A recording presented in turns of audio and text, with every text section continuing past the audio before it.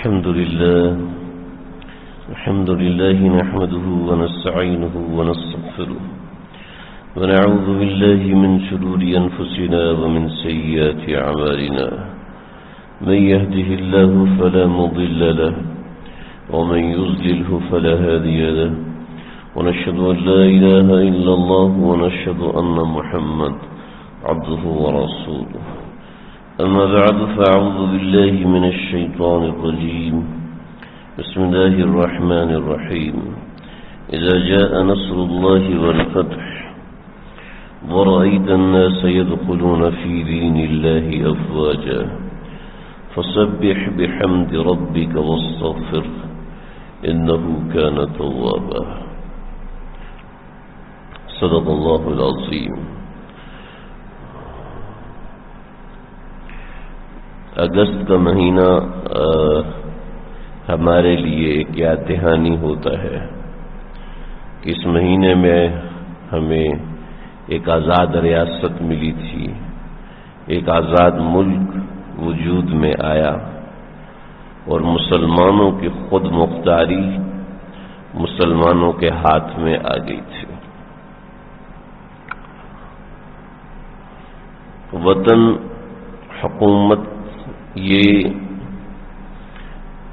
ایمان اور اسلام نے اس کو بڑی اہمیت دی ہے، بڑی اہمیت دی ہے. جب تک آپ علیہ الصلوۃ والسلام مکے میں رہے، محکوم رہے، یعنی دوسروں کی سرداری کے اندر رہے، اس وقت تک اسلام قبول کرنے والوں کی تعداد صرف چند ہزار تھی. بڑی مشکل سے تقریباً 3 سے 7 ہزار لوگ مسلمان ہوئے تھے، بمعا مرد اور خواتین، جبکہ 13 برس مکے میں اور 8 برس مدینے میں. اور جس وقت ایک حکومت کا وقوع ہوا اور ایک حکومت بن کر امت اور کائنات کے سامنے آئی تو صرف 2 لاکھ میں 2 سال میں 1.25 لاکھ لوگ مسلمان ہوئے. آپ علیہ الصلوۃ والسلام نے اپنے مسلح پر تو لوگوں کو کھڑا کیا، اپنی جگہ پر امیر تو کسی دوسرے کو بنایا، لیکن امارت کسی دوسرے کے حوالے نہیں کی، اپنی مہر کسی دوسرے کے حوالے نہیں کی کہ مہر میں خود لگاؤں گا. حکومت کی باغ دوڑ آپ علیہ الصلوۃ والسلام نے اپنے ہاتھ میں رکھی، اور حکومت اتنی ضروری اور اہم ہے کہ ادھر آپ علیہ الصلوۃ والسلام کا انتقال ہوا ہے اور آپ علیہ الصلوۃ والسلام کا جسم اطہر ایک جگہ پہ رکھا ہوا ہے اپنے گھر میں، اور صحابہ کرام ثقیفہ بنی ساعدہ وہاں پر جمع ہیں اور وہاں جمع ہو کر نئے خلیفہ کو منتخب کر رہے ہیں کہ اسلامی سلطنت کے وجود میں خلیفہ کا قیام ہونا نہایت ہی ضروری ہے. ایک مرکزی شخصیت ہونا ضروری ہے جو ملک کے نظام کی طریقہ کار کو طے کر سکے. پاکستان کا وجود، پاکستان کا ہونا اور پاکستان میں حکومت کا ہونا، یہ اللہ رب العزت کا ایک بہت بڑا انعام ہے، بہت بڑا کرم ہے، ایک بہت ہی بڑا کرم ہے. یہ ہم آزاد نہیں ہیں، ہماری پالیسیز دوسروں کی غلام ہیں، ہمارے امپورٹ اور ایکسپورٹ دوسروں کے غلام ہیں، ہمارا بزنس سسٹم دوسروں کا غلام ہے، ہمارا یہ بھی دوسروں کا غلام ہے، ہماری ہر چیز ہی دوسروں کی غلام ہے. ہم حکومتوں کو یہ پیغام دیتے ہیں اور دیتے ہوئے نظر آتے ہیں کہ ہم تو سارے غلام ہیں، ہم آزاد کہاں ہوئے ہیں، ہم تو بس ظاہری طور پر آزادی ملی ہے، اس کے علاوہ تو ہم آزاد نہیں ہیں. تقریباً ہر چوتھا آدمی یہی کہہ رہا ہوتا ہے، لیکن وہ ہر چوتھا آدمی کیا خود اپنے لباس کو دوسروں سے آزاد کر رہا ہے؟ کیا اپنے ایجوکیشن سسٹم کو دوسروں سے آزاد کر رہا ہے؟ کیا اپنے میڈیا کو دوسروں سے آزاد کر رہا ہے؟ اپنے کھانے پینے امپورٹ ایکسپورٹ کو جو خود اپنا ذاتی کر رہا ہے، کیا اس کو دوسروں سے آزاد کر رہا ہے؟ تھوڑے سے پیسے ملتے ہیں تو چاہتا ہے کہ میرا بچہ فلاں ملک میں پڑھے، میرا بچہ فلاں ملک کی ڈگری لے کر آئے۔ ہم کو ذہنی طور پر آزاد نہیں ہونا چاہتے، ہم ملکوں کو کہاں پر قصوروار ٹھہرائیں گے؟ ہم خود ذہنی طور پر اپنے آپ کو دوسروں کا غلام کیے ہوئے ہیں۔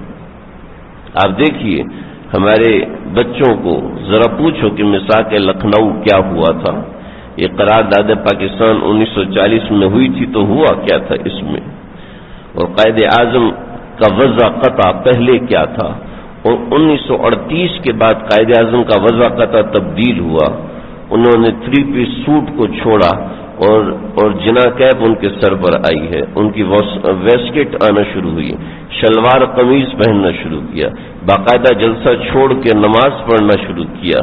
تو یہ جو تبدیلی آئی تھی قائد اعظم محمد علی جناح میں، یہ کیا تھا؟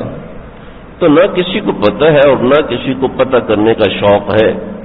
بس ہمیں پتہ ہے چونکہ 14 اگست ہے تو ہم نے بیج لگانے ہیں، 14 اگست ہے تو ہم نے جھنڈیاں لگانی ہے، 14 اگست ہے تو ہم نے اپنے گھر کو سجانا ہے اور گرین اور وائٹ لائٹس لگانی ہے۔ ٹھیک ہے، جائز ہے، کوئی شریعت نے منع نہیں کیا۔ آپ محبت کا اظہار ان چیزوں میں کرتے ہیں تو جائز سطح میں رہ کے کریں، اسراف نہیں ہونا چاہیے، جائز ہے، کوئی ممانعت نہیں ہے شریعت بعد سے، آپ اس کا اظہار کریں، خوشی کا اظہار کریں، ان چیزوں کے ذریعے سے کوئی منع نہیں ہے، کوئی منع نہیں۔ لیکن اصل جو منشور ہے ہمارا، اس منشور کو ہم خود طے نہیں کرتے، نہ ہم خود طے کرتے ہیں اور نہ ہمارا ایجوکیشن سسٹم طے کرتا ہے۔ بس ہم دیکھا دیکھی کہ وہ لوگ ایسے کرتے تو ہم بھی ایسے کریں گے، انہوں نے ایسے کیا تو ہم بھی ایسے کریں گے۔ بس ہم ذاتی طور پر بھی دوسروں کے غلام بنے ہوئے ہیں۔ ہمارا ملک امپورٹ میں دوسرے کا غلام، ہمارا ملک ایکسپورٹ میں دوسرے کا غلام۔ مولانا ادریس کاندھیلوی صاحب رحمۃ اللہ علیہ، یہ بات میں ذکر تو کر رہا ہوں، آپ کی علم میں اس سے اضافہ بھی ہوگا، لیکن شاید یہ بات کل کسی کو فائدہ دے جائے اس لیے کر دیتا ہوں، ورنہ عام آدمی کے لیے اس بات کا کوئی فائدہ نہیں، لیکن ایک ضروری چیز ہے۔ 1970 کے اندر جب عرب میں پیٹرول نہیں نکلا تھا تو عرب ریاستیں بالکل فقیر اور اس طریقے کی ہوتی تھیں۔ سعودی شہزادے اور سعودی ولی عہد خاص طور پہ پاکستان آتے تھے، ہندوستان آتے تھے کہ جو لوگ ہمارے ساتھ چلنا چاہتے ہیں چلے، ہم مسجد نبوی کو اور حرم پاک کو از سر نو تعمیر کر رہے ہیں، ہمارے پاس مزدور نہیں ہے، ہمارے پاس یہ نہیں ہے، یہ نہیں ہے، یہ نہیں، حتیٰ کہ جو سفید پتھر اس وقت کعبۃ اللہ میں اور مسجد نبوی میں لگا ہے، مسجد نبوی میں تو ساری وادی عقیق کو خالی کر کے لگا ہے نا، سرخ پتھر لگا، لیکن نیچے سرخ پتھر نہیں چلتا، نیچے سفید پتھر کہ خوبصورت لگتا ہے سفید، اور دوسرا یہ کہ سفید پتھر ایسا ہے جو کہ ٹھنڈا ہو، سبز رنگ کا پتھر ملا جو کہ ٹھنڈا رہتا ہے گرمی سردی میں، کا سبز ہم نے نہیں لگانا، سرخ ملا نہیں لگانا، رنگ برنگا ملا نہیں لگانا، یہ طے ہوا کہ سفید پتھر لگائیں گے کہ ان اللہ بیاض یحب البیاض، اللہ سفیدی کو پسند فرماتے ہیں۔ تو ہمارے کوہستان کے اندر ایک پہاڑ ملا، اس کوہستان کے اندر اس پہاڑ کو چیک کیا تو واقعتاً وہ پہاڑ ایسا تھا، تو انہوں نے کہا کہ بھی آپ ہمیں کتنے کا دیں گے؟ جب سعودی حکومت نے اس کو تلاش کیا تو پوری دنیا میں چرچا ہوا، تو فرانس کے وزیر اعظم نے پاکستان کے اس شخص کو بلایا جس کا وہ پہاڑ تھا، اس کو کہا یہ بلینک چیک کی پوری چیک بک تمہیں دیتے ہیں، جس وقت جتنا بھرنا ہے بھر کے لے جانا، ہمارے بینکوں کے اندر سے پیسہ تمہارے پاس ٹرانسفر ہو جائے گا۔ اس نے کہا نہیں، یہ پتھر صرف کعبۃ اللہ کے لیے رکھا ہے اور یہ صرف کعبۃ اللہ ہی کو دوں گا، اس کے علاوہ کسی کو نہیں دوں گا۔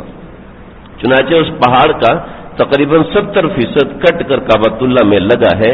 آج اگر آپ جاتے ہیں تو آپ یاد رکھیں کہ پاکستان کا پتھر وہاں پہ لگا ہوا ہے، مسجد نبوی میں نیچے پاکستان کا پتھر لگا ہوا ہے جو باہر کا جہاں دھوپ پڑتی ہے اس ایریے میں، اور جو بقیہ پتھر بچ گیا اس میں سے تو وہ بھی اس نے فرانس کو نہیں دیا کہ نہ بھائی میں کافروں کو نہیں دوں گا، مفت میں دیا، اور جنگ کے اندر ایک مسجد حضرت پیر ذوالفقار نقشبندی صاحب کی، ان کی مسجد میں بقیہ پتھر لگائے وہ، اور پورا اہتمام کہ اس پتھر کو کوئی ایک ٹکڑا بھی ضائع نہ ہو۔ خیر میں بتا رہا تھا کہ 1970 میں جب یہ ولی عہد وغیرہ خاص طور پہ پاکستان آئے تو پاکستان کی ایک بڑی فوج گئی، فوج مطلب لوگوں کی تعداد، ایک بڑی تعداد گئی. آپ کے کراچی کے اندر بھی کئی علماء میں ان کو جانتا ہوں کہ وہ حضرات بھی گئے تھے اور اس مزدوروں میں شریک ہوئے تھے صرف برکت کو حاصل کرنے کے لیے، اور آج ان کو بہت سی سہولتیں آسانی ہیں.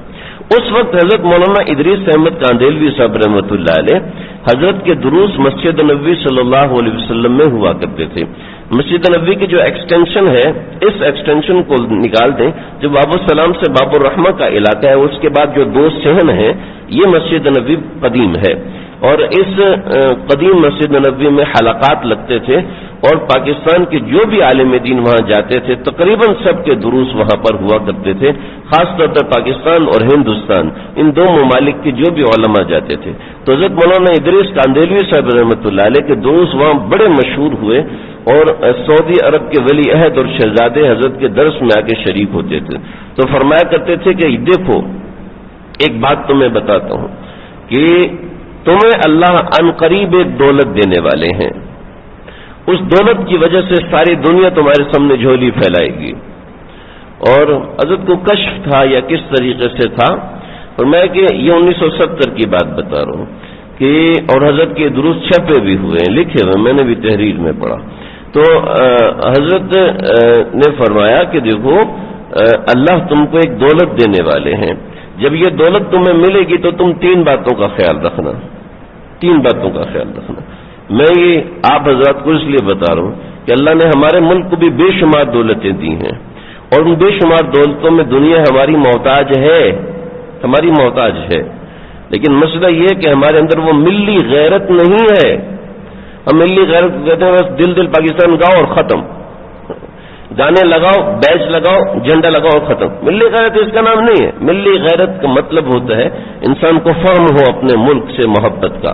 یہ حب الوطن من الایمان موضوع روایت ہے، لیکن محدثین فرماتے ہیں کہ مانن صحیح ہے کہ حب الوطن، وطن کی محبت یہ ایمان کا حصہ ہے. آپ علیہ الصلوۃ والسلام جب مدینے میں داخل تو اوپر کی چادر اتار دیتے تھے. حالانکہ آپ علیہ الصلوۃ والسلام کا بدن مبارک کوئی دیکھے، ہمارا کوئی جسم دیکھے ہمیں اچھا نہیں لگتا، لیکن آپ فرماتے تھے میں چاہتا تھا کہ مدینے کی مٹی میرے جسم کو لگے. آپ صلی اللہ علیہ وسلم اپنی محبت کا اظہار یوں فرمایا کرتے تھے. تو فرمایا کہ دیکھو تین کام کرنا جب اللہ تم کو وہ دولت دیتے ہیں. سب سے پہلے جو معاہدہ ہوگا دوسرے ملکوں کے ساتھ وہ تمہاری زبان میں ہونا چاہیے، کسی دوسرے کی زبان میں نہیں ہونا چاہیے. چنانچہ جب 10 سال کے بعد پیٹرول نکلا تو امریکہ بھی آیا، برطانیہ بھی آیا، اور دوسرے بہت سے ممالک آئے جنہوں نے امریکہ سے پیٹرول خریدنے کی کوشش کی. تو حضرت نے فرمایا کہ دیکھو معاہدہ تمہاری زبان میں، عربی زبان میں ہونا چاہیے نا، معاہدہ انگریزی زبان میں ہوتا ہے. چنانچہ انٹرنیشنل لینگویج سب سے اوپر کون سی چڑھے گی؟ انگریزی چڑھے گی. معاہدہ عربی زبان میں ہوتا تو دنیا میں اکثر میڈیٹر عربی سیکھنے والے ہوتے، انگریزی سیکھنے والے نہ ہوتے. اور دنیا میں جتنا کریز امریکہ جانے کا ہے اتنا کریز مدینہ اور مکہ جانے کا ہوتا. اور حرم پاک اور مسجد نبوی کو دیکھ کے آدھے لوگ تو ویسے ہی مسلمان ہو جاتے ہیں. بصیرت دیکھ کہ ملی بصیرت اتنی ضرورت کہ آپ کی جو زبان ہے اس زبان سے محبت کرو. ہمارے ہاں پڑھا لکھا اسی کو کہتے جو ہر 2-3 جملوں کے بعد ایک جملہ انگریزی کا مارتا ہو، یہ پڑھا لکھا ہے. اور ہم بھی اسی سے مرعوب ہوتے ہیں اور اپنی زبان کا مختلف طریقوں سے مذاق بھی اڑاتے ہیں. یہ مناسب نہیں، یہ صحیح نہیں. اپنی زبان کے اوپر عبور ہونا چاہیے، اپنی زبان بولنے میں فخر ہونا چاہیے. انگریزی بولنے میں فخر ہوتا ہے، تھوڑی گردن ٹیڑھی ہونا شروع ہو جاتی ہے. نہیں، یہ مناسب نہیں. انگریزی آنی چاہیے، عربی بھی آنی چاہیے، لیکن آپ کے بزنس کی ضرورت ہے، کاروبار کی پڑھائی کی ضرورت ہے، آنی چاہیے، بالکل آنی چاہیے. ہم اس کا منع نہیں کرتے، اس میں آپ خوب محنت کریں، ترقی کریں، ان کو بول کے دکھائیں ہمارے اندر اتنی صلاحیت ہے کہ ہم تمہاری زبان بول سکتے ہیں. کیا تمہارے اندر ہے؟ کیا تمہارے اندر ہے تم ہماری زبان بول سکو؟ تو بات یہ ہے کہ سب سے پہلے معاہدہ اپنی زبان میں کرنا. ہمارے پاس ایسا نمک ہے ساری دنیا کو اس کی ضرورت ہے. دنیا سمندر سے نمک نکالتی ہے، ہمارے پاس اللہ کا دیا ہوا ہے. دنیا کے پاس یورینیم نہیں ہے، ہمارے پاس وہ دھات ہے جو کہ پیٹرول سے زیادہ قیمتی ہے. لیکن آپ بتائیں ہم میں کتنوں کو پتہ ہے ہمارے پاس یورینیم ہے جس سے ایٹم بم بنتا ہے، جس کی افزودگی کے پیچھے ساری دنیا پاگل ہے.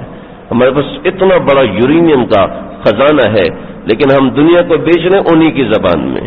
ہم بھی تو وہی کہا ہمارے اندر یہ ملی غیرت ہے ہمارا معاہدہ اردو زبان میں ہونا چاہیے. ہمارے کانٹریکٹس کون سی زبان میں ہوتے ہیں؟ ہمارے سارے کانٹریکٹس انگریزی زبان میں ہوتے ہیں. ہمارے سارے ایجوکیشن سسٹم انگریزی زبان میں. جو بھی اپر لیول ہے وہ سارا انگریزی زبان میں. چائنا بھی تو اے لیول او لیول پڑھاتا ہے، فرانس بھی تو پڑھاتا ہے، وہ دوسرے کی زبان کے پیچھے. جرمنی بھی پڑھاتا ہے، وہ دوسرے کی زبان کے پیچھے ترقی نہیں کرتے.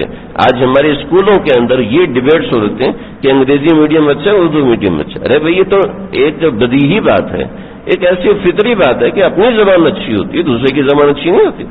فرمایا کہ جو معاہدہ کرنا اپنی زبان میں کرنا، پہلی شرط. جو تبادلہ کرنا، جو ایکسچینج سسٹم ہونا چاہیے، جو مبادلہ کا سسٹم ہونا چاہیے، وہ تمہاری کرنسی میں ہونا چاہیے. نہیں مانا.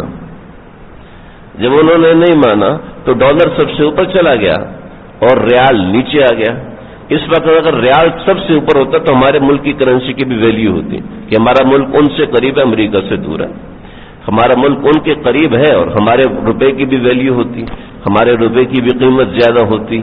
چونکہ ملی غیرت نہیں ہے، ملی غیرت کم ہوتی جا رہی. ہمارے ساتھ بھی یہی مسئلہ ہے. ہم جن ملکوں کے ساتھ تجارت کرتے ہیں، ہم تجارت کر رہے ہیں انڈیا کے ساتھ. ان سے ٹماٹر خرید رہے ہیں، ان سے دھنیا خرید رہے ہیں، ان سے چینی خرید رہے ہیں. انڈیا سے ہم تجارت کر رہے ہیں. اور زبان کون سی ہے؟ نہ ہندی ہے نہ اردو ہے، نہ ہندی ہے نہ میری اور آپ کی بات کرنے کی زبان اس کی ہے. تو یہ کون سی سمجھتا ہے؟ یہ کون سی ملی غیرت ہے؟ ہاں 14 اگست کو ہم بھی پرچم کو سلوٹ کرتے ہیں، سارے مل کے سلوٹ کرتے ہیں. لیکن جہاں کام کی بات آتی ہے، جس کو ملی غیرت، قومی غیرت کہتے ہیں، وہ قومی غیرت ختم ہوتی جا رہی ہے، وہ قومی غیرت تباہ ہوتی جا رہی ہے. اور پھر تیسری شرط لگائی کہ اس میں جتنے خرچے اور اخراجات ہوں گے وہ آپ لوگ پورے کریں گے. یہ ملی غیرت سے ہٹ کے دو بنیادی چیزیں کہ آپ کی زبان ہونی چاہیے اور آپ کی کرنسی ہونی چاہیے. اتنی اہم ترین بات کسی بھی ملک کے لیے بڑی ضرورت ہے. کسی بھی ملک کی بڑی تجارت میں بڑی اہمیت رکھتی ہے. کسی بھی ملک کے معاملے میں اور کسی دو شخصیات کے معاملے میں بڑی اہمیت رکھتی ہے. عام آدمی کے کام کی تو یہ چیز نہیں ہے، لیکن میں نے ذکر اس لیے کر دیا کہ ملی غیرت کتنی اہم چیز ہے. اگر وہاں پر بیٹھے ہوئے دو بندے اگر ملی غیرت، اپنے ملک کی غیرت کو سامنے رکھ کے معاملہ کریں، اور ہم میں سے اگر کوئی بھی شخص ایسا ہے جس کو اللہ وہاں تک پہنچاتے ہیں تو ملی غیرت کا لحاظ رکھے تو ملک کی عزت بھی بنتی ہے، ملک کا کام بھی بنتا ہے اور ملک آگے بڑھتا ہے. تو یہ اللہ رب العزت نے ہمیں جو یہ ملک عطا فرمایا، اس کا کام صرف یہ نہیں کہ ہم بیج لگا لیں، ہم جھنڈیاں لگا لیں، ہم خوشی منا لیں، بلکہ اس کا اصل یہ ہے کہ ہم اس کی قدر کرنا سیکھیں. قدر اس طرح کے معاملات سے ہوگی جو میں نے آپ کو مثال کے طور پر ایک واقعہ سنایا. اور دوسری قدر ایسی ہوگی کہ ہم اس پہ اللہ کا شکر ادا کریں، زبان سے اللہ کا شکر ادا کریں، دل سے اللہ کا شکر ادا کریں، اور اپنے ملک کی بے عزتی نہ کریں. یہ ملک تو ہے ہی کرپٹوں کا، اس ملک میں ہے ہی ایسا، اس ملک میں ہے ہی ویسا. کل اللہ آپ کو موقع دیتے ہیں. میں جانتا ہوں کہ یہ وہ چیز ہے جو میرے اور آپ کے اختیار میں نہیں ہے، لیکن آپ دیکھیں کہ جو پڑھا لکھا ہوتا ہے وہ دوسرے ملک میں جا کے کماتا ہے، جو پڑھا لکھا ہوتا ہے وہ دوسرے ملک کو فائدہ دیتا ہے. اپنے ملک کو جی یہاں بجلی نہیں ہوتی، جی یہاں گیس نہیں ہوتی، جی یہاں اتنی کرپشن ہے، یہاں کیچڑ ہوتا ہے، یہاں گندگی ہوتی ہے، یہاں ایسے ہوتا ہے، یہاں ویسے ہوتا ہے. میرے ایک ساتھی تھے، وہ میرے ساتھ بھوئے والا سے ٹرین میں بیٹھے سعودی عرب جا رہے تھے، کراچی سے انہوں نے اڑنا تھا. تو ایک پولیس والے کو دیکھا تو اس کا پیٹ نکلا ہوا تھا، تو اس کو دیکھ کر نا وہ زور سے ہنسا. کہتے مجھے یہاں کی پولیس کو دیکھ کے ہنسی آتی ہے، یہاں کی پولیس کو دیکھ کے مجھے ہنسی آتی ہے. کچھ عرصے کے بعد جب ان کو ڈیپورٹ کیا تو ان کو وہیں سے میں کیا بتاؤں کہ جب یہاں اترے ہیں تو چپل میں نے لے کے دیا، جوتا میں نے لے کے دیا، اور مجھے تو نہیں پتا تھا اس حال میں آ رہے بچے. تو کپڑے بھی ہم نے بھی یہاں سے خریدے. میں نے کہا ہاں جی کیسے رہی وہاں کی پولیس، کیسے رہی وہاں کی؟ غیر ملک غیروں کا ہے، چاہے کچھ بھی ہے، اپنا ملک اپنا ہوتا ہے. میں نے کئی لوگوں کو دیکھا جب جہاز سے پاکستان میں داخل ہوئے اپنی زبان میں کہنے لگے اللہ تیرا شکر ہے تو نے عافیت کے ساتھ اپنے ملک پہنچایا. مکہ مدینہ بہت اچھا ہے لیکن اپنا ملک ہوتا ہے تو اللہ کا شکر ادا کرنا چاہیے. جب تک یہ نعمت ملی ہوتی ہے انسان کو قدر نہیں ہوتی. اگرچہ دل نہ بھی ہو تب بھی اللہ کا شکر ادا کرے کہ اللہ جی آپ نے ایسی فضا دی ہے، آپ نے ایسا ماحول دیا ہے، ایک خاتون دوسرے ملک سے آئی تو میں پاکستان میں بہت خوش ہوں، کئی سال کے بعد کیوں کیا یہاں کے کوے بھی مجھے یاد آتے کہ وہاں پہ پرندہ ہی نہیں ہوتا، وہاں نہ پرندہ ہوتا ہے نہ پرندے کی آواز ہوتی ہے۔ ایک صاحب آئے بیٹھے تو رونا شروع ہوا، میں نے کہا ہوا کیا؟ کہتے ہیں آج اتنے زمانے کے بعد میں نے براہ راست اذان سنی ہے، زمانہ ہو گیا اذان ہی نہیں سنی۔ کہ دوسرے ملکوں میں نہ اذان کی ہوئی، اذان سے لوگ ڈسٹرب ہوتے ہیں، اذان سے ایسے ہوتا ہے ویسے ہوتا ہے، فلاں فلاں اس نوعیت کی چیزیں ہوتی ہیں۔ تو ایک زمانے کے بعد ہم نے یہ اذان کی آواز سنی ہے، یہ ہمارے پاس بہت بڑی نعمتیں ہیں جن کی ہم عام طور پہ قدر نہیں کرتے، اس پہ اللہ کا شکر ادا کریں۔ اللہ تعالیٰ مجھے آپ کو ہم سب کو سمجھنے کی توفیق عطا فرمائے۔ واخر دعوانا الحمدللہ۔